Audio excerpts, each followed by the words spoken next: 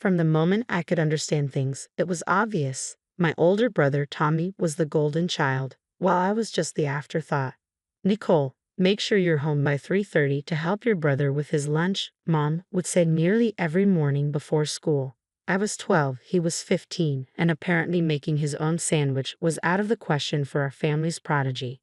But Mom, I want to join the art club after school, I'd plead, already knowing it was pointless.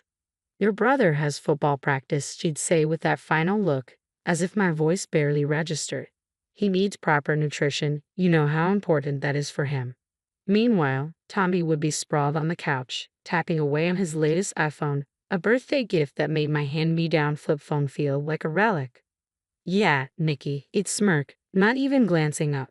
Be a good sister.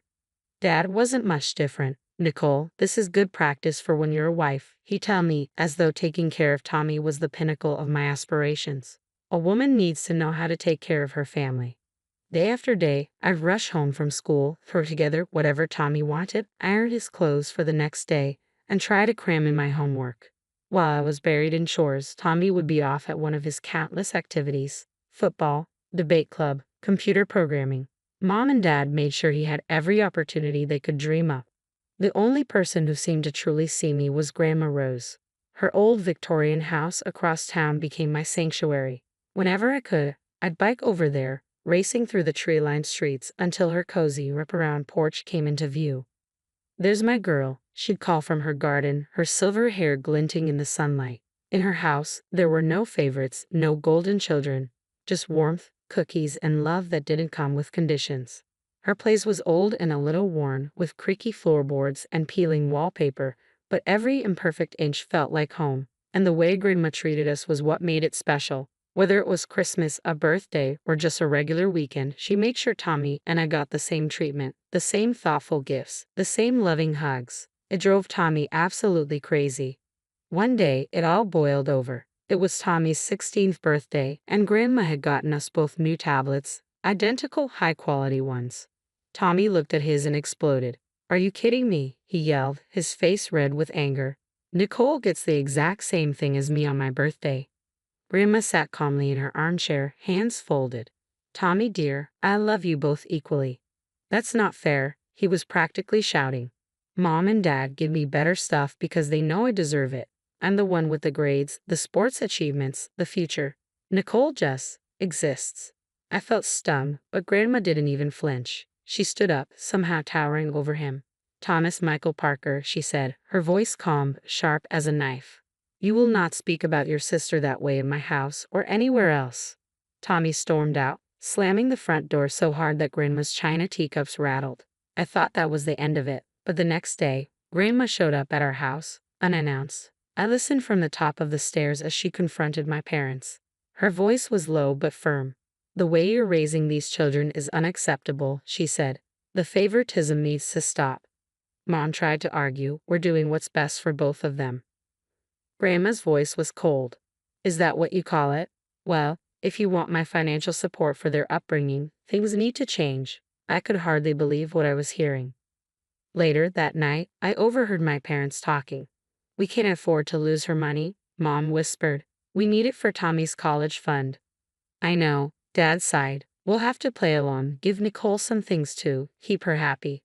Within a week, everything changed. I was finally enrolled in the piano lessons I'd begged for since I was 10. A new iPhone appeared on my nightstand, and my parents even started asking about my day. But it all felt hollow. The next time I saw Grandma, she was in her garden, tending to her roses. She looked at me with a knowing smile. "You know, dear," she said, clippers in hand, "I get detailed reports of how every penny of my support is spent. Your parents seem to be making much better choices lately, don't you think?" It was a strange, bittersweet feeling, realizing that my parents' affection came with strings attached. They ask about my day, attend my school events, and buy me things, but I knew their hearts weren't in it. Their eyes still lit up in a different way when Tommy walked into the room. Eventually, I learned to accept it. At least now, I didn't have to spend every afternoon as Tommy's personal maid. When Tommy graduated high school and got into a university 3 hours away, it was like he'd won the Nobel Prize. Mom and Dad threw a huge party, inviting everyone they knew. Grandma Rose sat in the corner, watching with that knowing look in her eyes.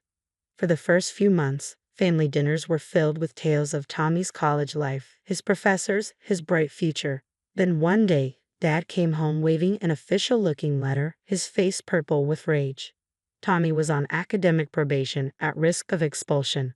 All those study sessions he'd been boasting about had really been parties. Grandma Rose showed up the next day, angrier than I'd ever seen her. "If you don't get that boy in line," she told my parents, her voice like steel, "don't expect me to pay for another college when he gets himself kicked out." The threat of losing Grandma's support sent my parents into a panic. They drove to the university that weekend. Whatever they said must have shaken Tommy, because when he called home the next week, he sounded different, subdued. For once in his life, he'd had to face real consequences. By some miracle, he managed to pull his grades up enough to stay in school, and he eventually graduated. Meanwhile, I was accepted into the business management program at a nearby college. Grandma paid my tuition, though my parents barely seemed to notice. When I was in college, making the dean's list was celebrated with nothing more than a phone call from Grandma. 4 years flew by, and suddenly, it was graduation day. Grandma was there, beaming proudly. My parents showed up too, but they spent most of the ceremony talking about Tommy's new job. By then, I didn't care. I had my degree and, better yet, a job offer from Parker and Associates, one of the largest marketing firms in town. When Grandma Rose passed away, it felt like the world paused. At her funeral, I couldn't stop staring at her garden, wondering who would care for her beloved roses now. A week later, we gathered in her attorney's office for the reading of her will. Tommy flew in from out of state, dressed in a pricey suit that made him look like a kid playing dress-up. Mom and Dad sat between us, as if they still needed to be referees after all these years. Mrs. Rose Parker's estate, the attorney began, is to be divided between her 2 grandchildren, Nicole and Thomas Parker. The division is to be decided by their own choice. One will receive the house, and the other $500,000. The first choice goes to Thomas as the elder grandchild. Tommy actually laughed. "Is this a joke?" He looked around the room. "You really think I'd want that musty old house? I'll take the money. I've got big plans. I'm going to start my own business, show everyone what I can do. Nicole can have the house with all its weird smells and creaky floors." My heart raced. Grandma's house, my sanctuary all these years. "I'll take it," I said quietly but firmly. The next few years were a whirlwind of hard work and determination. I threw myself into my role at Parker and Associates, breaking sales records and eventually getting promoted to head of sales. Every salary increase went into renovating Grandma's house. I preserved its character while modernizing it, new wiring, new plumbing, and a state-of-the-art kitchen that still felt like it belonged in a Victorian home. I spent weekends learning everything I could about roses, keeping Grandma's garden alive. When the renovations were done, Mom and Dad visited. I watched as they walked through the restored rooms, their eyes wide at the crown molding, the gleaming hardwood floors, the gourmet kitchen. "This is incredible," Mom murmured, running her hand along the marble countertop. Dad nodded, then sighed. "It's a shame Tommy didn't take the house. This would have been perfect for him and his new wife." There it was. Some things never change. Speaking of which, Mom added with forced casualness, "Have you heard from your brother lately?" I hadn't. None of us had been invited to his wedding 6 months ago. He'd married in his wife's hometown, surrounded by her family and friends. Mom had shown me photos she found on Facebook, Tommy in a tux, his new wife Rebecca beaming in designer white. Then one Sunday afternoon, while I was pruning Grandma's roses, the doorbell rang. I wasn't expecting anyone, so I took my time wiping my hands before answering. When I opened the door, I nearly dropped my gardening gloves. Tommy stood there, looking nothing like the successful businessman he portrayed on social media. Beside him was Rebecca, eyeing my home as if conducting an inspection. Tommy gave me a strained smile. "Can we talk privately for a minute, Nikki?" We stepped into Grandma's old study, now my home office. Tommy closed the door, his face desperate. "I need your help, sis," he whispered. "The business, it's falling apart. We're about to lose everything. We had to give up our apartment." He ran a hand through his hair. "Could we stay here for a while? Just until things turn around?" I stared at him, stunned. Tommy had never asked me for anything, unless you counted all those years of entitled demands. But for the first time, I saw my brother, not my parents' golden child. "Okay," I heard myself say, "but only temporarily." The next morning, the doorbell rang again. This time it was Mom and Dad, practically bursting with excitement. We came as soon as Tommy told us. Mom rushed past me to hug Rebecca. "Oh, sweetheart, we're so happy to finally meet you in person." For the next 2 hours, I might as well have been invisible. I served coffee at Mom's request and listened as Rebecca charmed my parents with tales of her family connections and Tommy's brilliant business ventures. "Nicole," Mom called as I headed to the kitchen, "be a dear and make us some lunch, something nice." Rebecca's used to fine dining.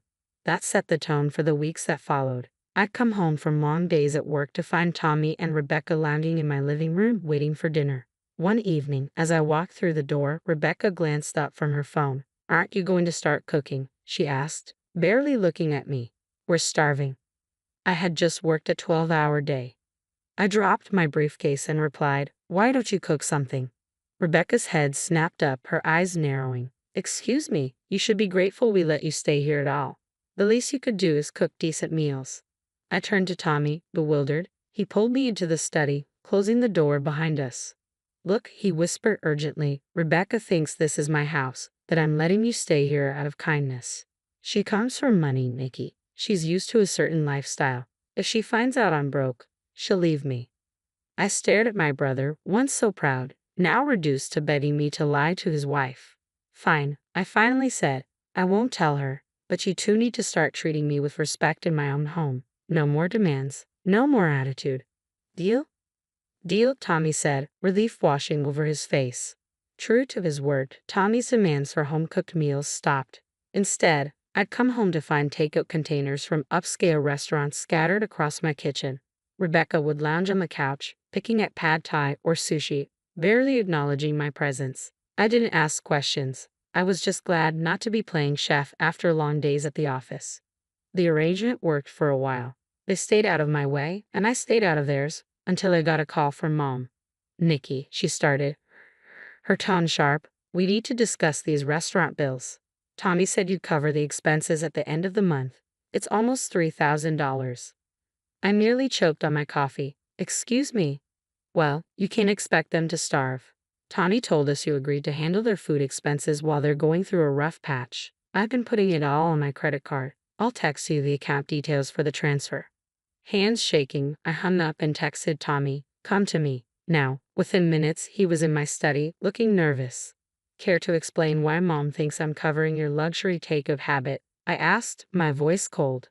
Tommy's face flashed with guilt before he scrambled for excuses. "Nikki, you have to understand. Rebecca has certain expectations. If she knew how bad things were—" "Stop," I said, holding up a hand. "I've heard enough. This ends now." He looked desperate. "Just give me more time. Please, Nikki, I'll figure something out. I promise." I studied him, the brother who'd had everything handed to him his entire life. "Fine. One more chance, but figure out your own food situation. I'm not paying a cent."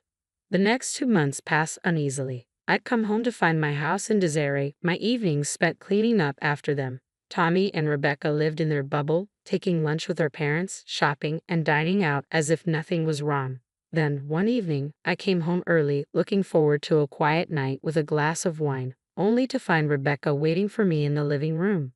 "We need to talk," she announced, gesturing for me to sit. I raised an eyebrow, but took a seat. Might as well hear whatever this was about. "I've been patient," Rebecca began, inspecting her manicured nails. "But enough is enough. From now on, you'll pay us $2,000 a month in rent. That's fair, considering the neighborhood. And you'll resume cooking and cleaning duties."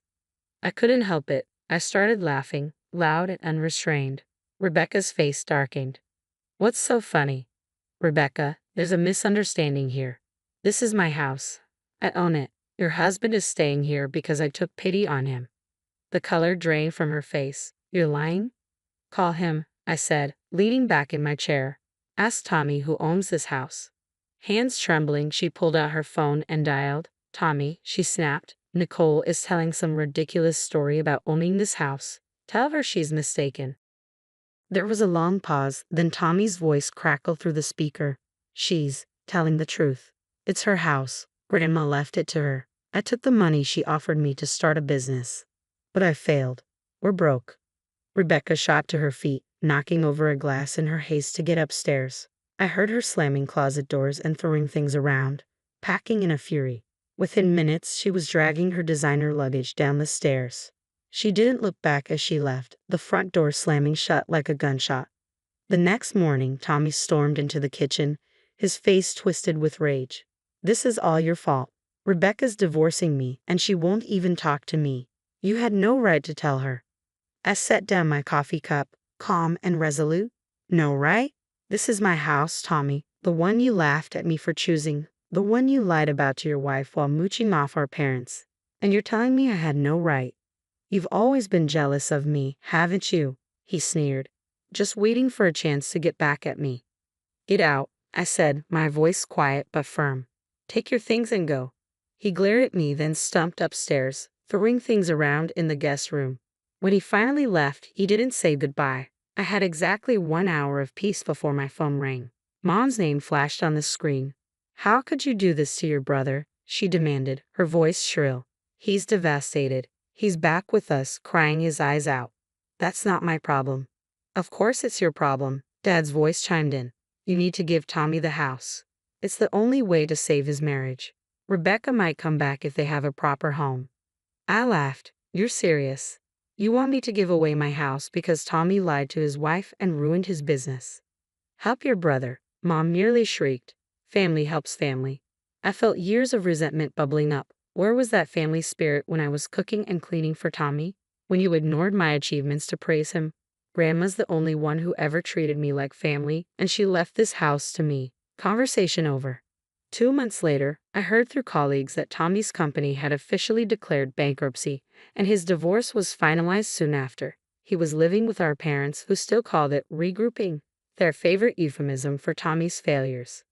One Sunday, all three of them showed up at my door. I watched through the security camera as they rang the bell again and again, Mom calling out, "Nicole, we need to talk as a family."